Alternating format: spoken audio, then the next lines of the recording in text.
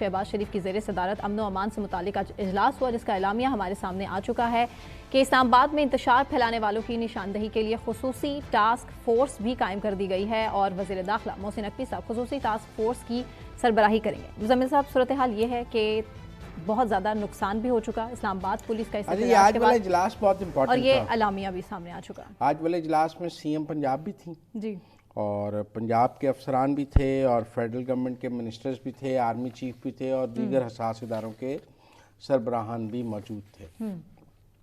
اور ٹیکنیکلی یہ follow up اجلاس ہے جو 26 نومبر کو پی ٹی آئی کے ساتھ ہوا، اس کے بعد اس اجلاس میں آج فیصلے کیے گئے ہیں۔ میرے خیال میں ایک تو اس اجلاس کا مقصد یہ، اس کا مطلب ہے 26 نومبر کو ریاست سنجیدہ لے رہی ہے اور ریاست جو ہے 26 نومبر کے ملزمان کو اس بار معافی نہیں دے رہی۔ ایک طرف پی ٹی آئی ہے تحریک انصاف جو بہت سیریس لے رہی ہے، تحریک انصاف ہے جو کہتی ہے کہ جی ہمارے لوگ مر گئے ہیں، دوسری طرف گورنمنٹ ہے جو کہتی ہے ہمارے لوگ مر گئے ہیں۔ تو آج گورنمنٹ نے اپنا جو اجلاس کیا ہے جس میں آرمی چیف بھی ہیں، جس میں اور لوگ بھی ہیں، اس میں یہ فیصلہ ہوا ہے کہ جو گورنمنٹ ہے وہ بہت سٹرکٹ ایکشن لے گی 26 نومبر کے واقعات پر جو لوگوں نے امن و امان ہاتھ میں لیا ہے۔ دیکھیں چیف منسٹر اس لیے کہ اٹک سے لڑائی شروع ہوئی ہے، تو جن لوگوں نے اٹک پر بدامنی کی ہے، جنہوں نے اٹک پہ پولیس والا مارا ہے، پھر وہ کٹی پہاڑی، پھر آگے برہان انٹرچینج، وہ سارا پنجاب کا علاقہ ہے، وہاں پروسیکیوشن پنجاب سے ہونی ہے۔ اور پھر جب وہ اسلام آباد میں آ کر انہوں نے جو کچھ کیا ہے تو وہاں پروسیکیوشن اسلام آباد میں ہوگی۔ فیڈرل گورنمنٹ پنجاب کی پروسیکیوشن نہیں کر سکتی، اس لیے چیف منسٹر پنجاب تھے اور کوئی چیف منسٹر نہیں تھا۔ میرے خیال میں ریاست نے سخت فیصلے کیے ہیں اور اس حوالے سے، اور آرمی چیف کا اس اجلاس میں موجود ہونا یہ بتا رہا ہے کہ اسٹیبلشمنٹ ساتھ ہے گورنمنٹ کے، اور یہ جو سخت فیصلے ہیں یہ ہمیں آئندہ آنے والے چند دنوں میں مزید گرفتاریوں کی صورت میں نظر آئیں گے۔ شہباز شریف نے اس اجلاس میں کیا کہا یہ ذرا سنوا دیں۔ شہباز شریف صاحب نے کیا کہا پہلے سن لیجئے، پھر اس پر تبصرہ کرتے ہیں۔ جی، ابھی چند دن پہلے کے پی سے جو جتھا یہاں پر آیا تھا اسلام آباد، کے پی کے وسائل کو ساتھ لے کر، چاہے وہ مالی وسائل ہیں، چاہے وہاں کا اکوپمنٹ ہے، ہر لحاظ سے وہ لیس ہو کے یہاں پر آئے اور انہوں نے جو اسلام آباد میں اور اس سے پیچھے تباہی کی، گولیاں چلائیں اور لوگوں کو زخمی کیا۔ ایک پولیس کا اہلکار شہید ہوا، 4 رینجرز کے جوان وہ شہید ہوئے، درجنوں پولیس کے افسر سپاہی زخمی ہوئے، اور جو توڑ پھوڑ ہوئی پاکستان کی معیشت کو ایک مرتبہ پھر جو شدید گھاؤ لگا، اس کا تصور بھی نہیں کیا جا سکتا۔ یہ گورنمنٹ کی چارج شیٹ ہے، یہ گورنمنٹ کی تحریک انصاف اس حوالے سے کیا کہہ رہی ہے، وہ شیخ وقاص صاحب نے کلیئر کر دیا ہے۔ جو گورنمنٹ کی چارج شیٹ ہے وہ پرائم منسٹر نے پڑھ کے سنا دی۔ ایک پولیس والا شہید ہوا، 4 رینجرز والے شہید ہوئے، پولیس والے زخمی ہوئے، سرکاری املاک کو نقصان پہنچایا گیا۔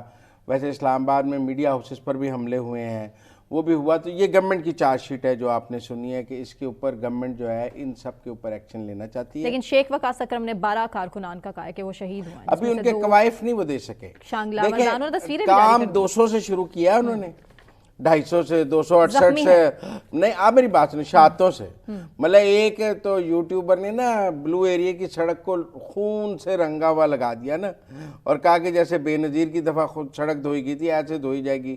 تو یہ شروع تو یہ 200-250 سے ہوئے ہیں، لیکن میرا نہیں خیال کہ 12 بھی ہیں، یہ 12 کے قوائف بھی نہیں دے سکیں گے۔ اچھا آپ میری بات سمجھیں، یہ 12 کے قوائف بھی نہیں دے سکیں گے، ان کے پاس کوئی لسٹ نہیں ہے ابھی تک، لیکن سرکار کے پاس لسٹ ہے۔ دوسری بات پیج پہ تصویریں جاری ہوئی ہیں، دیکھیں نا، پہلے بندے سرکار کے مرے ہیں، پہلے بندے حکومت کے مرے ہیں، حکومت نے، ریاست نے اس کے بعد ایکشن کیا ہے۔ پہلے اٹک پہ پولیس والا مرا ہے، پہلے رینجرز کے مرے ہیں، پہلے پولیس والے زخمی ہوئے ہیں، اور پھر پی ٹی آئی نے اس کے اوپر فتح منایا ہے کہ ہم نے اٹک بھی فتح کر لیا ہے، ہم نے کٹی پہاڑی فتح کر لی ہے، ہم نے برہان انٹرچینج کو نیست و نابود کر دیا ہے، ہم پہنچ گئے۔ دیکھیں وہ تو فتح کے ایسے جیسے کوئی دشمن کا آپ قلعے نہیں فتح کرتے جاتے۔ پی ٹی آئی کا موقف ایسے تھا جیسے وہ دشمن کے علاقے نہیں بندہ فتح کرتے ہوئے جاتا، میں نے یہ بھی فتح کر لیا ہے، میں نے یہ بھی فتح کر لیا ہے، میں نے یہ بھی فتح کر لیا ہے۔ تو پھر اینڈ پہ جا کے میرا مطلب ہے کہ کہاں آپ کو ڈی چوک پہ نہ روکتے تو آپ قومی اسمبلی فتح کر لیتے، آپ سینٹ فتح کر لیتے، آپ سپریم کورٹ پہ چڑھ جاتے، آپ ایوان وزیر اعظم پہ چڑھ جاتے، آپ پی ٹی وی پہ قبضہ کر لیتے۔ میرا مطلب ہے کہ کوئی حد، کوئی پی ٹی آئی خود وہ موب پی ٹی آئی کے کنٹرول میں نہیں تھا، وہ پی ٹی آئی کے اپنے لیڈروں کو گالیاں نکال رہا تھا، تو وہ موب اتنا وائلنٹ تھا، उसके पास बंदूकें थीं, गुलेलें थीं, आंसू गैस थी, उसके पास डंडे पे कील लगे हुए थे। हर वो असला जो एक लड़ाई के लिए ज़रूरी है वो उनके पास मौजूद था। पीटीआई पर पाबंदी लग सकती है? पीटीआई पर पाबंदी लग सकती है क्योंकि हुकूमत तो इसके पाबंदी नहीं लग सकती। देखें, पाबंदी लगने का तरीकाकार इतना कॉम्प्लिकेटेड है। ना मुझे लगता है पाबंदी लग सकती है, ना मुझे लगता है गवर्नर राज लग सकता है। बलूचिस्तान असेंबली में तो करारदाद सर, करारदादों की अखलाकी हैसियत है, वो यूएस कांग्रेस की भी करारदाद है ना। आप समझे, ये जो ऐवानों में करारदादें पास होती हैं इनकी अखलाकी हैसियत होती है और जो कानून साजी होती है उसकी बाइंडिंग होती है। करारदाद तो आप केपी असेंबली में प्राइम मिनिस्टर के खिलाफ पास कर लें, इनके पास 4 असेंबली हैं, उनके पास 1 असेंबली है। ये एक पॉलिटिकल पॉइंट स्कोरिंग है। पंजाब में कर लें, वफाकी हुकूमत में कर लें। टेक्निकली ऐसी कोई कानून साजी मुमकिन नहीं है और टेक्निकली मुझे गवर्नर राज भी मुमकिन नज़र नहीं आता है। अच्छा। हाँ, पीटीआई अपनी अंदरूनी तोड़फोड़ का